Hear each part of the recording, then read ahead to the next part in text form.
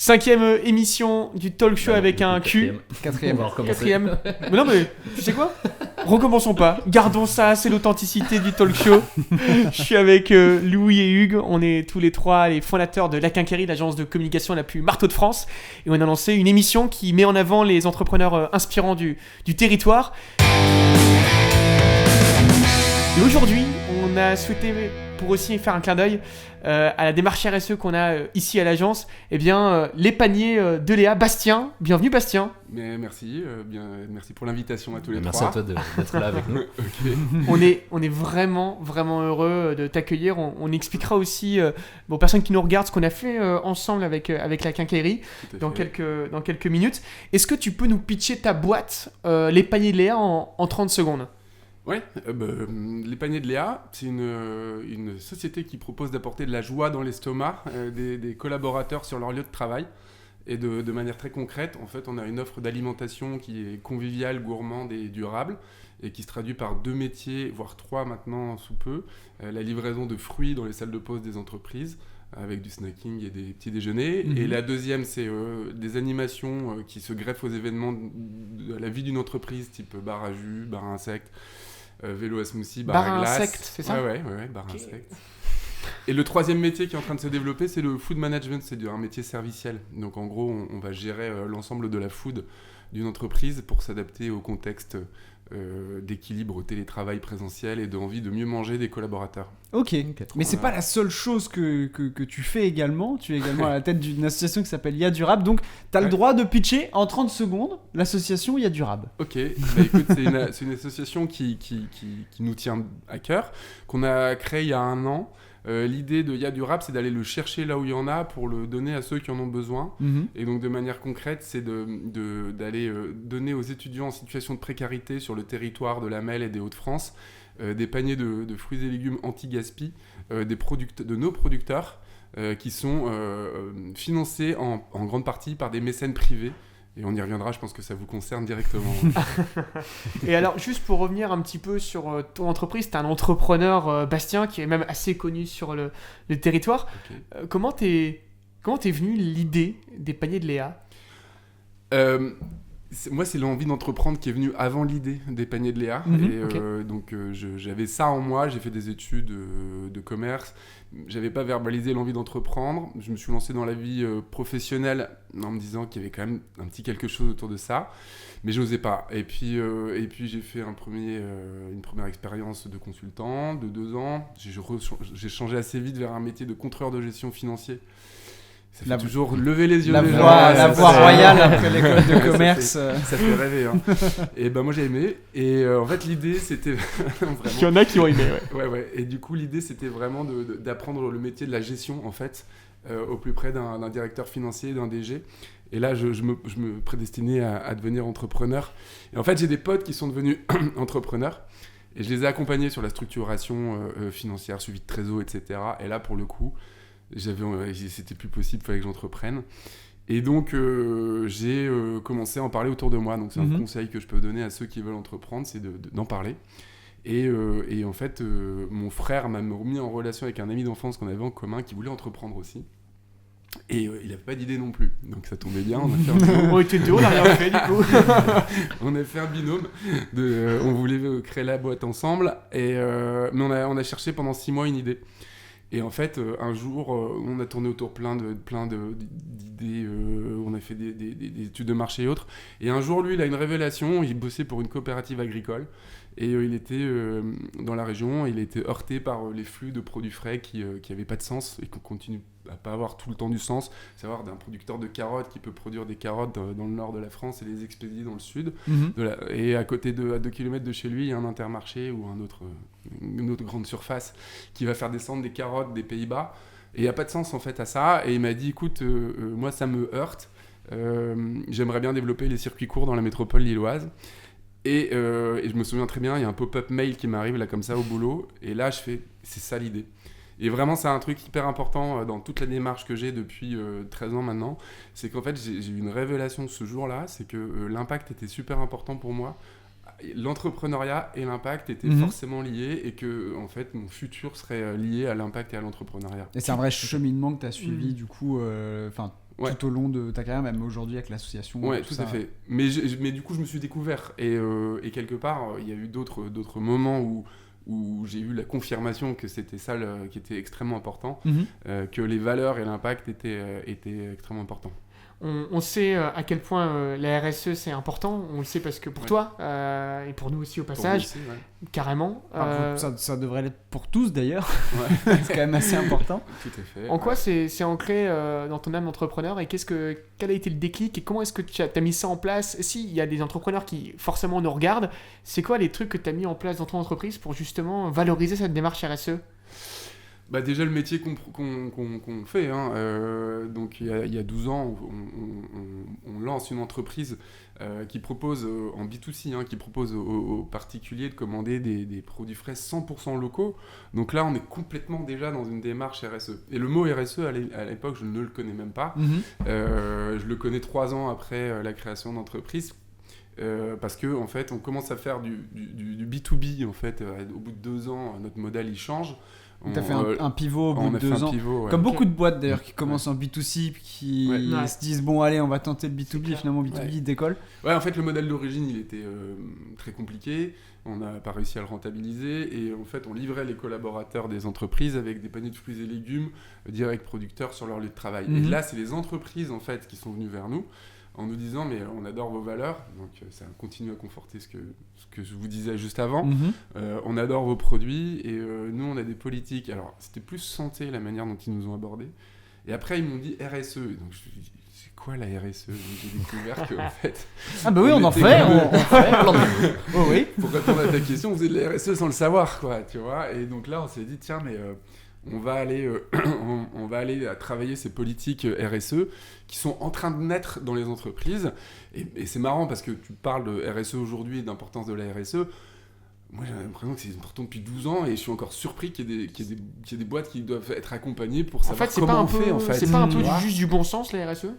Mais carrément, c'est énormément Moi, ce que de bon je dis, sens. c'est ma pensée, c'est que la RSE c'est du bon sens.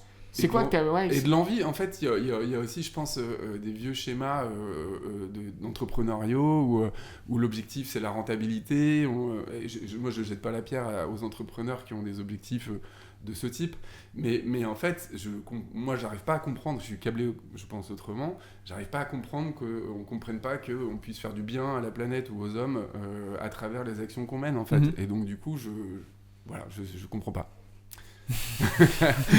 Qu'est-ce qui marche là aujourd'hui au Pain de Léa? C'est quoi la recette magique, Bastien? Notre approche. Nous, ce qui est extrêmement important et que je suis pas venu en Orange pour rien aujourd'hui, tu vois, c'est que je suis venu faire l'homme sandwich des valeurs et d'une approche autour de la joie, de la convivialité et de la responsabilité. En fait, nos 4 valeurs hein, qui sont la simplicité, la proximité, la convivialité et la responsabilité. C'est ça qui marche. Et je le répète tout le temps, à chaque fois que je fais une réunion d'équipe chez moi, je commence par notre mission. Et les gars, on n'oublie pas nos valeurs, quoi. Et nos valeurs, c'est la différence. Et après, on vend des fruits, on vend 350 corbeilles de fruits, on livre 350 corbeilles de fruits chaque semaine dans les salles de pause des entreprises. On accompagne plus de 1000 événements par an à travers nos animations et nos petits déjeuners, donc c'est un beau... 1000 événements, c'est quand même, c'est quand même pas mal. C'est pas mal, ouais, ça peut être pas mal. Et puis je te dis, bon là je peux pas tout dire, mais on a d'autres sujets hyper sympas qui commencent à arriver. Et en fait, notre association aussi valorise le tout. Alors justement, l'asso, alors on sait que la vie d'entrepreneur est déjà assez remplie et voilà, il y a déjà pas mal de choses à faire. Il y a durable, sans vouloir faire un mauvais jeu de mots, t'en avais pas assez de vouloir faire une association encore en plus. Bah, ouais, si, c'est une bonne question parce que en fait le truc c'est qu'elle est née au moment où on était dans la difficulté, c'est aussi c'est né pendant le Covid, hein, c'est ça. Ouais, fin de la période Covid, au moment où on est vraiment en train d'être un peu comme ça. On avait essayé pendant le Covid en fait le truc c'est qu'à cette époque-là c'est pas trop, c'est-à-dire je cherche des portes de sortie ou des leviers de croissance pour atténuer l'impact sur nos métiers d'origine. Et en fait, on a développé un projet de panier anti-gaspi en s'appuyant sur nos valeurs. Du coup, pour sortir de cette période, je m'appuie encore sur nos valeurs et les paniers anti-gaspi me semblaient être une solution possible. Et il s'avère qu'en fait, c'est des étudiants en situation de précarité qui sont venus vers nous. Et en la faisant courte, je me suis dit, mais là, il y a un truc qui peut nous aider à pas ranger nos engagements, mais en fait, qui peut... J'ai imaginé un truc assez rapidement concret, qui ait de l'impact, et qui soit pas si compliqué que ça à mettre en place pour moi. Parce qu'en fait, ce qu'on fait avec cette association, c'est ce que je faisais il y a 10 ans.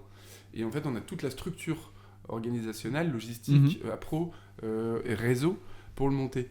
Et donc je me suis dit ça va aller vite, et c'est allé assez vite en fait, c'est même allé très vite.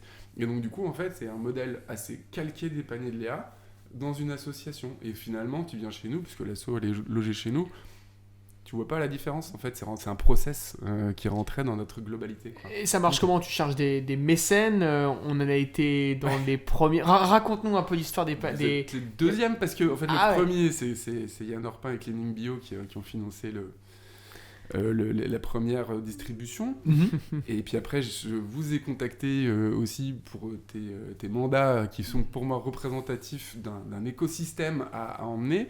En gros 75% des paniers financés par des entreprises qui financent donc 150 paniers chaque semaine. Donc alors je leur demande 700 € pour financer la distribution de 150 paniers de 2,5 kg. Et ces 700 € en fait sont défiscalisés à hauteur de 60%, donc tout le monde s'y retrouve. C'est pas trop cher pour une entreprise. Et c'est très concret, parce que les entreprises doivent s'engager. Elles savent pas tout le temps comment faire, comme on vient de le dire.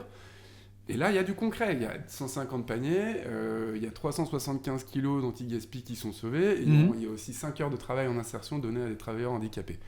Donc là, le chiffre, il est concret. On vient dans l'entreprise expliquer ça aux collaborateurs en interne, ça valorise l'engagement de l'entreprise, et on propose aux collaborateurs de venir participer à une distribution, puisque du coup c'est bien que les entreprises s'engagent, mais c'est bien que les collaborateurs le demandent, mais c'est bien que tout le monde joue le jeu, c'est-à-dire que c'est une affaire commune. Donc du coup c'est comme ça que ça se passe, et l'idée c'est de communiquer toujours avec notre approche joyeuse, dynamique et sympa. On était les deuxièmes, il y en a combien là aujourd'hui? Il y en a, il y a eu des promesses, mais tu vois, on est entre 20 et 25 mécènes courants, on va dire. Donc en un an, il y en a qui reviennent, puis là, ça s'accélère. On est sur un rythme de 6 mécènes par mois. Et on a 2 mécènes, alors qui n'ont pas signé, donc je ne vais pas les citer, mais 2 gros mécènes. Très engagés, donc tant qu'ils n'ont pas signé, je les valorise pas, mais c'est signé vite, hein. Ne vous sentez pas visé.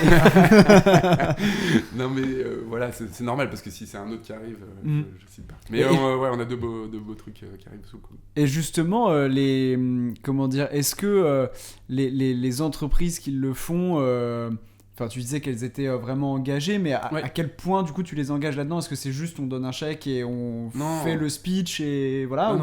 Non, franchement, c'est vraiment des dirigeants ou des décideurs où tu sens la sincérité. Enfin, c'est quand ils s'engagent, ça ne veut pas dire que ceux qui ne s'engagent pas ne sont pas sincères, n'ont pas envie.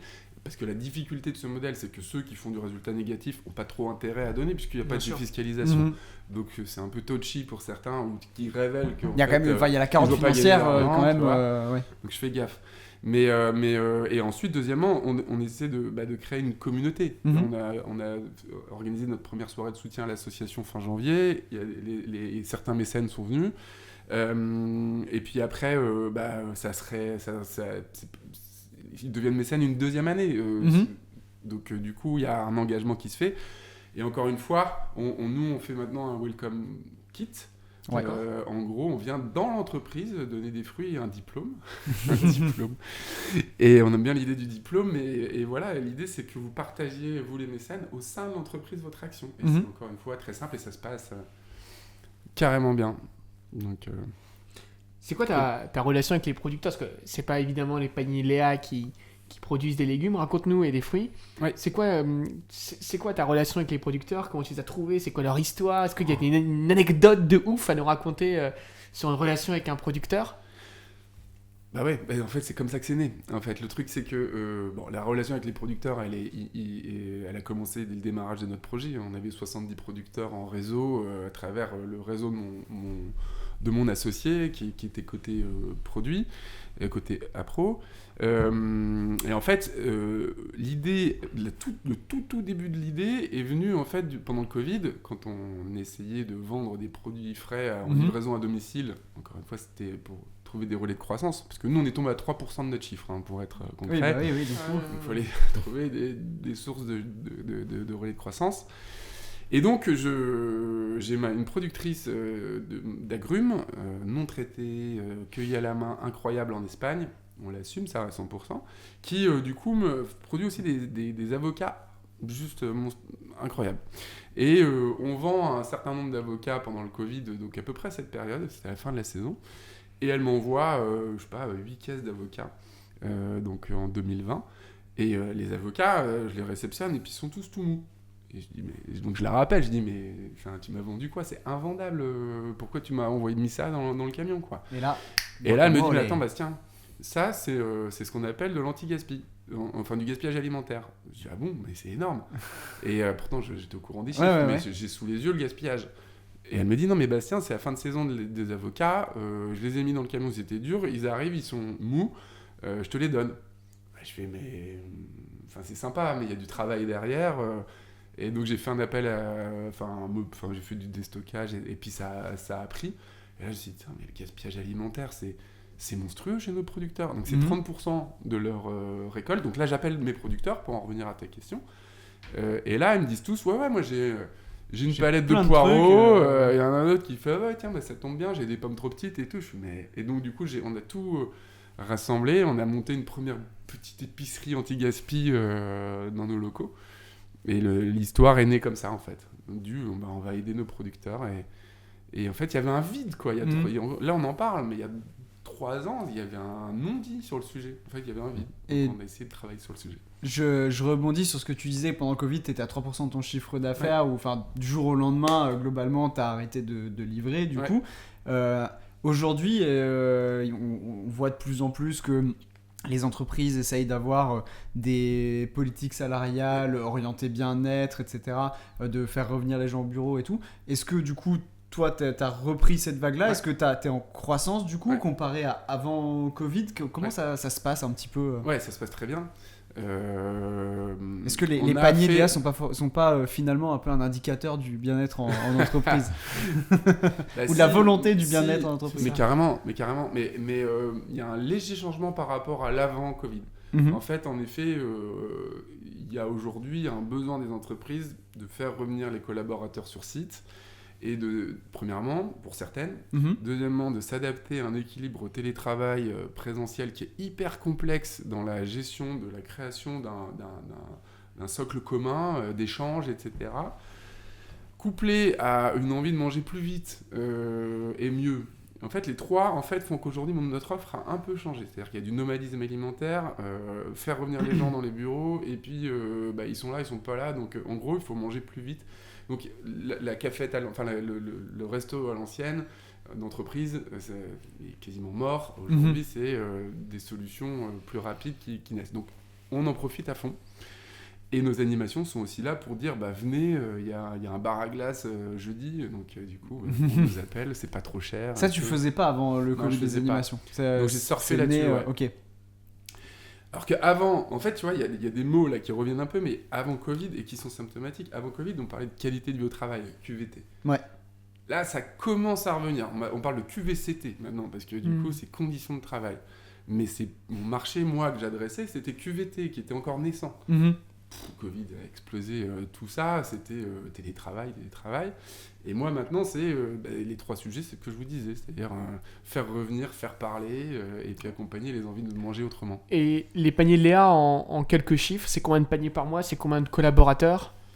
Alors, 350 paniers par semaine, tu disais ? Ouais, 350 paniers par semaine, donc 1000 événements accompagnés. On a 17 contrats aujourd'hui. Mais là, en fait, nous, on a 2 saisons fortes. C'est juin et Noël. D'accord. Et donc, du coup, si tu veux, on a plein de contrats saisonniers là qui arrivent. On en a 7. sans compter les extras qu'on prend aussi sur nos événements. Donc, En fait, t'as une activité qui maintenant se rapproche limite du traiteur. Alors, on n'aime pas dire qu'on est agence événementielle, on n'aime pas dire qu'on est traiteur. Mais en même temps, On est des paniers de lait, on hein. est pas très loin.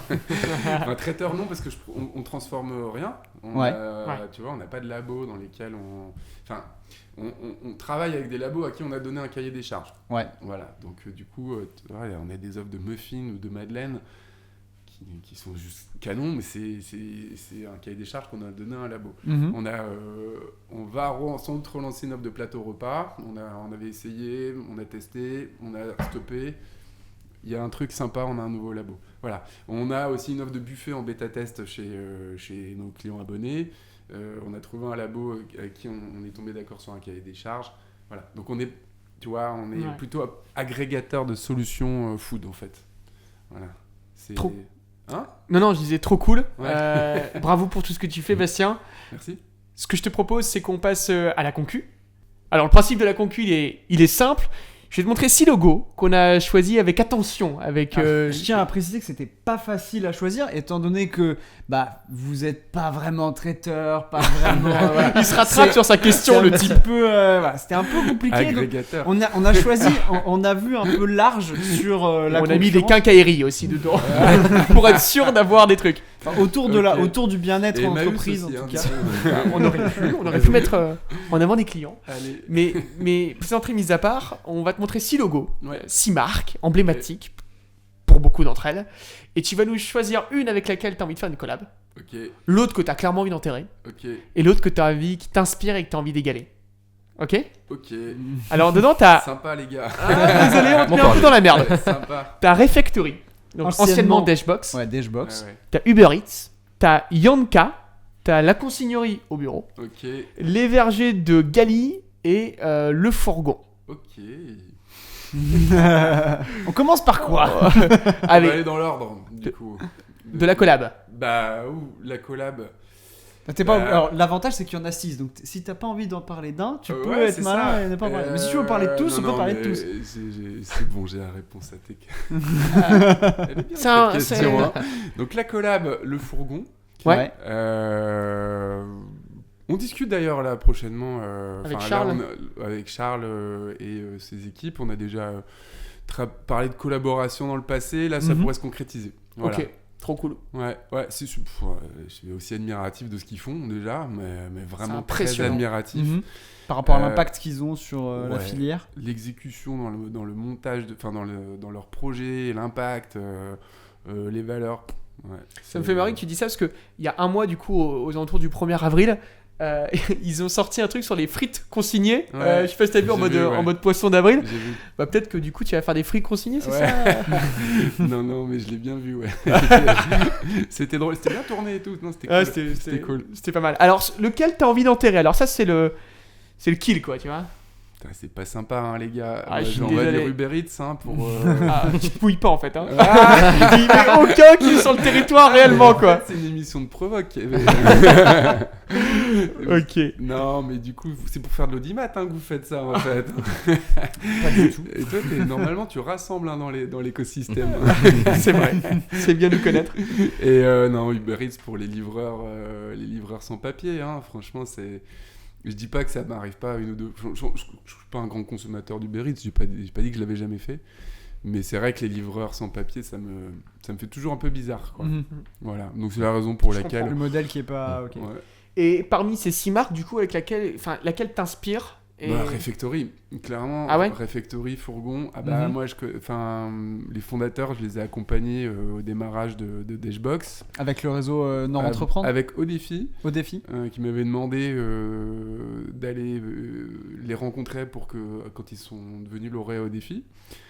Et ils m'avaient expliqué, donc ils étaient pas, moi je les voyais dans les entreprises depuis un an, je m'étais dit tiens il est sympa leur projet. En fait, ils m'ont expliqué qu'ils étaient en bêta-test, qu'ils processisaient tout et tout ça. Donc je me suis dit tiens ils sont intéressants.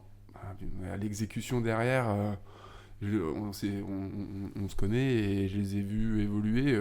C'est ça C'était qui comme le doit y avoir fourgon une quoi. certaine C'est maîtrise derrière. incroyable quoi. Ouais. Ah ouais, ils sont. Parce que tu peux commander jusqu'à 10h30 pour être livré à midi. Enfin, je sais pas. Ouais, puis comment au-delà ils de font ça, pour dans le gérer. projet d'entreprise, Livraison offerte. ils ont eu une roadmap et ils ont testé pendant 1 an et après derrière ils l'avaient concrètement. Ils se sont fait racheter par Carrefour, non? Ouais, c'est en ça. partie, ouais. Je crois qu'ils ont encore un peu de part, mais. Ok. Ah, mais maintenant, c'est pas le Refactory, du coup. Non, c'est un beau modèle, carrément. Ouais, ok. ouais. trop Alors, c'est cool. juste pour ça, c'est pour l'aventure entrepreneuriale. Voilà. Ok. Bon, comme tu le sais, on est une agence de com, donc tu vas pas pouvoir échapper aux questions de communication, tu t'en doutes. alors, comment est-ce qu'on fait? Et je pense qu'il y a plein de gens qui te posent cette question. Alors nous, on a potentiellement une partie de la réponse, mais ta vision, c'est comment est-ce qu'on réussit en B2B à communiquer efficacement? Parce que j'entends souvent, trop souvent, des personnes qui disent « Ah, mais nous, on fait du B2B, il y a du coup pas besoin de communiquer. » Alors moi, ça me choque, en tant qu'agence de com, évidemment, mais c'est quoi ta vision, toi, Bastien? Nous, la com a été majeure. Déjà, nous, on a des livreurs qui viennent dans les entreprises tous les lundis. Donc, c'est déjà nos premiers agents de communication. C'est-à-dire que, déjà, moi, je l'ai fait pendant 3 ans, la livraison des fruits dans les bureaux. Donc, j'ai bien étudié l'impact et l'importance commerciale aussi et de notoriété que représentaient nos livreurs. Donc, tu vois, déjà, il y a une première étape. La deuxième, ça passe par l'habillement, Voilà. par, le merch. Non, mais c'est vrai. par la camionnette qu'ils vont utiliser, par exemple. Enfin, voilà, ça se passe par tout ça. Le discours, le savoir-être. Carrément. Ouais, moi, mes livreurs, j'espère qu'ils sont sympas. C'est juste ça, mais ils sont sympas. Oui, parce qu'en soi, des légumes et des fruits, tout le monde, enfin, tu peux en acheter partout, quoi. Ce qui va faire la différence, c'est le service aussi que tu vas offrir. Carrément, l'expérience, quoi. L'expérience, ouais, carrément. Ça, c'est un premier niveau de communication. Le deuxième, c'est le réseau. Pareil, vous organisez les bons tuyaux. Oui, le réseau, moi, naturellement, j'aime bien ça. Et je me suis rendu compte que c'était majeur dans la communication. Et en plus, on a un produit qui nous permet de communiquer, c'est qu'on va installer des bars à smoothie dans les soirées réseau pour faire parler de nous. Donc ça a joué comme ça. Troisième, c'est qu'on a organisé aussi des rencontres avec nos abonnés, nos clients, nos prospects. Nous, on a appelé ça les déjeuners d'Eléa.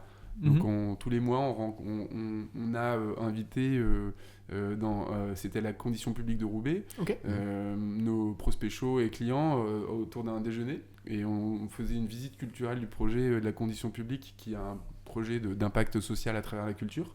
Et on faisait le parallèle à travers le projet Les Paniers de Léa, qui du coup, après, à table, parlait de son projet d'impact social à travers l'alimentation. Et ça t'a permis de signer des nouveaux clients derrière Ouais. Puis d'installer une marque, une notoriété, etc. Après, il y a LinkedIn, bien évidemment, pour faire de la communication courante. Et moi, j'ai beaucoup utilisé mon profil pour faire la communication du personal branding, un peu, ouais, beaucoup, ouais. Peut-être légèrement trop, peut-être à des moments, mais c'était. C'est ce que je me dis. Je te taquine. Dit-il, tu sais. Et dis donc. Les deux. Et puis après, du coup, j'ai perdu le fil parce que j'en avais une autre. Mais tu disais LinkedIn. On fait énormément d'emailing. Énormément d'emailing ciblés, quoi. Après, on étudie, c'est communication, marketing, mais on étudie qui veut quoi à quel moment, quoi. Et puis là, la nouveauté en communication, c'est que on sort deux catalogues par an, un catalogue printemps-été, un catalogue Noël. C'est un peu calqué sur la mode. Ouais. On aime bien l'idée. Et en fait, on va travailler autour de la sortie de ces catalogues, qui sont pour nous des moments extrêmement importants. Donc, j'en dis pas plus, mais on a plein d'idées autour de ça. Okay. Et on va bien s'amuser, voilà. Trop cool. Et pour rebondir un peu par rapport à ça, là où les déjeuners de Léa et les événements smoothie, ce sont du coup des canaux de communication que tu as avec les gens qui sont déjà clients et ou prospects. Comment tu fais pour en rencontrer des nouveaux, un petit peu hormis l'emailing, qui est là peut-être un peu plus froid, comment tu fais pour rencontrer de nouveaux prospects et leur présenter le projet s'ils ne connaissent pas encore? Ouais,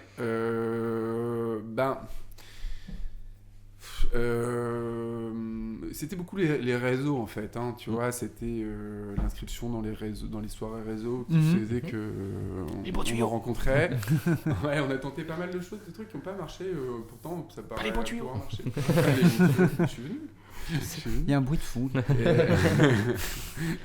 Et on tentait, par exemple, on a une technique de communication qui était, quand on va livrer une corbeille de fruits, on va déposer des petits flyers ou aller livrer des fraises. On livrait des fraises aussi aux filles de l'accueil. En général, c'est des filles. Pour se faire Soudoyer les filles. Ça, c'est a la donné bonne technique. Ça a ça. donné une ou deux situations gênantes. Non, vraiment.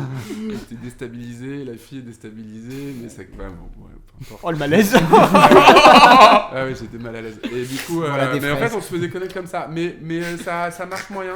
Au final, Ouais, tu rigoles, vous arrêtez de donner des ça m'est phrases. arrivé. Et voilà. Et après, la concurrence t'oblige à travailler encore plus ce sujet parce que ils prennent des parts de marché et puis du coup mais voilà, nous ici en tout cas on a de la notoriété. À Paris, on est présent à Paris aussi. C'est de la présence humaine qu'on n'a pas eu assez. On est bien présent pour une partie de notre métier, les animations, on en fait beaucoup. Sur l'autre partie, c'est de la présence humaine, quoi. Ouais. Voilà. Et aujourd'hui, du coup, en termes de ratio, est-ce que c'est plutôt des entreprises qui viennent vers toi ou c'est toi qui vas vers les entreprises ? On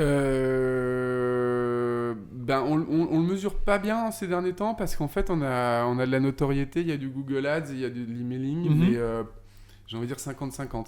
Ok. Mais c'est pas très bien mesuré chez nous ça en ce moment. On a pas mal de demandes et on trace plus assez d'où vous venez, est-ce qu'on vous connaît, etc. Peut-être une mauvaise agence de communication. c'est pour Ouais. ça. Ok. On va faire appel à vous. T'auras un code promo Maxence 80. T'auras 80% sur ton premier mois de Google Ads. 59.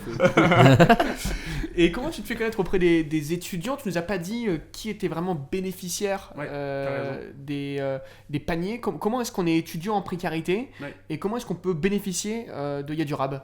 Donc ton association, pour les Donc personnes qui... là, je me suis dit que j'avais oublié de te citer, vous donner le chiffre de... On a distribué 10 000 paniers en un an. Ouais, quand même, pas mal. Du coup, C'est bien. c'est quand même pas mal. En fait, on travaille avec les associations étudiantes de terrain.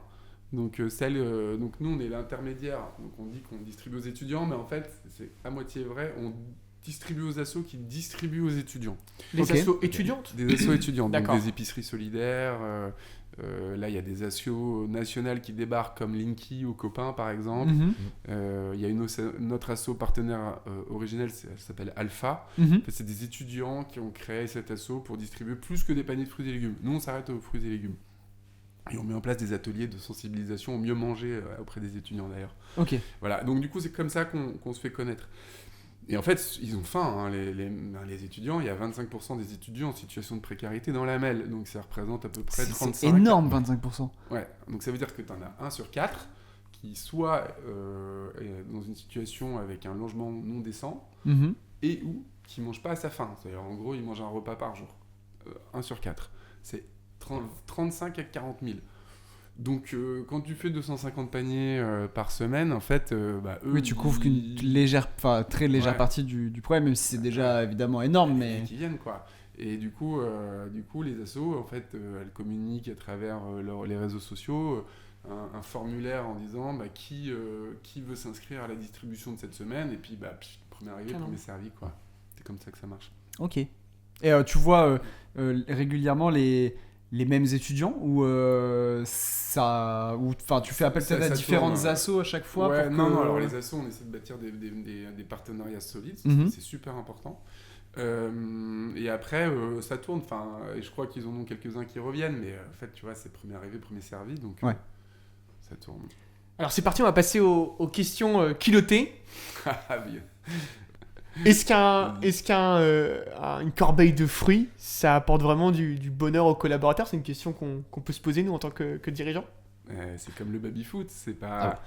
Attends, on nous a souvent... mais peut-être que justement... Le baby, c'est décrié, Il va hein. donner une Non, mais réponse. c'est justement, c'est hyper décrié. Et c'est vrai que je lis souvent que la corbeille ou le baby-foot, c'est des pansements là où sur des trous qui se bouchent autrement. Et Mhm. c'est vrai. Mais néanmoins, c'est toujours bien d'avoir une corbeille de fruits dans ses bureaux. L'effet de la corbeille de fruits dans les salles de pause, il est incroyable. Mhm. Et, Les corbeilles de fruits que tu récupères sont vides à chaque Ah fois. ouais. Et il y a des entreprises où, donc encore une fois, j'ai livré pendant 3 ans, donc je sais de quoi je parle. Mhm. Il y a des entreprises où ça court quand la corbeille de fruits arrive, quoi. Donc, C'est quand il y a de la bière, voilà. je fais un petit écho à Jean-Christophe Cambier qui était là il y a un mois, sur ce marche même aussi. siège. Ça marche aussi. Donc t'as la réponse est Ok. non, mais c'est super. Mais c'est toujours mieux que rien. Carrément, ouais. C'est mieux qu'une machine à distribuer des sneakers. quoi. Là, je fais plus écho à l'assaut, à Y'a du rap qui vise les étudiants. Mm. Il y a tellement de gens à aider, Mm. vraiment. Pourquoi les étudiants et uniquement les étudiants? Bon courage, hein. Ouais, Pour la- mais à un moment, en fait, les étudiants qui sont venus vers nous, je l'avais fait un peu vite, mais c'est via la banque alimentaire qu'on aidait, en fait, déjà. On trouvait Ok. qu'il y avait du sens à aider la banque alimentaire. On avait signé un partenariat avec la Fédération nationale des banques alimentaires où on reversait des dons aux banques alimentaires. Là, ça avait du sens avec Panier de Léa, banque alimentaire. Et puis en fait, ils nous ont routé cette association étudiante en disant bah, vous nous aidez, mais en fait, nous, on aide les assos. Mhm. Et en fait, ils ont faim. Alors, on a dit bah, c'est vrai qu'on est sensible au sujet, les étudiants mangent pas forcément toujours très bien, et ça s'est fait comme ça. Après, on a une cause, elle a du sens, elle a un impact. Nous, on peut pas aider tout le monde, Mhm. donc on est resté là-dessus, et c'est super concret, Et ça nous anime, quoi. Donc, voilà. Justement, par rapport à cette cause-là, il y a... Enfin, le système français est quand même normalement assez bien... j'ai pas envie de dire ficelé, mais il y a quand même énormément Fiscalisé. de choses. Il y a quand même énormément de choses qui sont mises en place pour les étudiants. On a par exemple les RU, les restaurants Ouais. universitaires, on a le Crous, Ouais. enfin voilà, on a des bourses, etc. Est-ce que c'est vraiment à des associations, à des entreprises d'aider les étudiants, ou enfin pourquoi l'État finalement n'aide pas, ou enfin qu'est-ce qui... Pourquoi Est-ce que ce serait pas finalement à l'État d'aider plutôt qu'une association? Là, ils ont mis en place quelques mesures dernièrement pour aider les étudiants. Donc, il y a des choses qui sont faites. Ils octroient aussi, ils ont libéré une enveloppe de 10 millions d'euros au niveau national pour financer des assos comme les nôtres. Donc, Mhm. nous, on ne sait pas encore si on aura. Apparemment, on aura des fonds, mais voilà. Donc, du coup, il y a déjà l'État joue un peu le jeu.